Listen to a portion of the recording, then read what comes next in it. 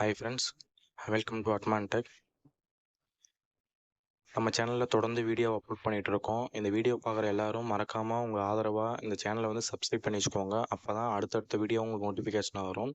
இந்த வீடியோவில் என்ன பார்க்க போகிறோன்னா, வீட்டில் வந்து ஏசி போடுறீங்க அப்படின்னா நிச்சயம் இதை பண்ணாமல் நீங்கள் ஏசியே போடாதீங்க. இதனால் பின்னாடி வந்து பல விளைவுகள் வரலாம். அதனால் கண்டிப்பாக இதை பண்ணிவிட்டு அதுக்கப்புறம் ஏசியை போடுங்க.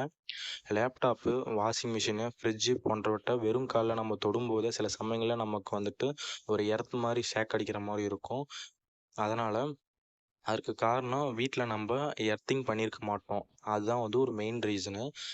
மின்சாதனங்களில் கோளாறு ஏற்பட்டாலும் மின்சாரம் அதில் பாயும்போது அதை தற்செயலாக தொட்டாலும் நமக்கு வந்து ஒரு பெரிய ஆபத்து வந்து அதனால் நேரிட வாய்ப்பு இருக்குது.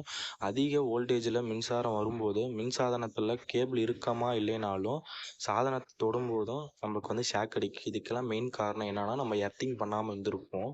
இதுதான் வந்து ரீசனு.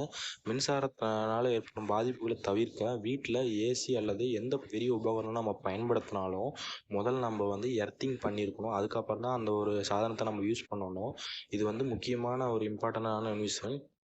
வீடு கட்டும்போது அந்த செலவோட எர்த்திங் நம்ம செஞ்சிட்டோம் அப்படின்னா அது பின்னாடி நம்மளும் சரி நமக்கு அடுத்து வர ஜென்ரேஷன் யூஸ் பண்ணுறதுக்கும் வந்துட்டு அது வந்து ஒரு பயனுள்ளதாக இருக்கும். பல ஆபத்தில் இருந்து நம்மளை காப்பாற்றியும் கொள்ளலாம். அடிப்படையில் வீட்டில் 4 விதமான எர்த்திங் செய்யப்படுறாங்க. இதில் வந்து பட்டை, தட்டு, குழாய் மற்றும் ஸ்ட்ரிப் எர்த்திங் ஆகியவை வந்து அடங்கும். உங்கள் வசதிக்கேற்ப நீங்கள் எந்த ஒரு இது பண்ணணுமோ அந்த எர்த்திங் பண்ணி வச்சிட்டிங்க அப்படின்னா உங்களுக்கு வந்து சேஃப்டியாக இருக்கும். மிக முக்கியமான எர்த்திங் செய்வதற்கு முன்னாடி வந்து பயிற்சி பெற்ற ஒரு எலக்ட்ரீஷியனை வந்து நீங்கள் வந்து பார்த்துட்டு அவங்க சஜஷன் மூலியமாக வந்துட்டு நீங்கள் எர்த்திங் பண்ணுங்கள். அப்போ தான் வந்து சில ஆபத்துகளை வந்து தடுக்க முடியும். கண்டிப்பாக ஏசிலாம் யூஸ் பண்ணுறீங்க அப்படின்னா கண்டிப்பாக நீங்கள் வந்து எர்த்திங் பண்ணிவிட்டு யூஸ் பண்ணுங்கள். ஏன் அப்படின்னா சின்ன குழந்தைங்கள்லாம் நிறைய பேர் வந்து இருக்காங்க.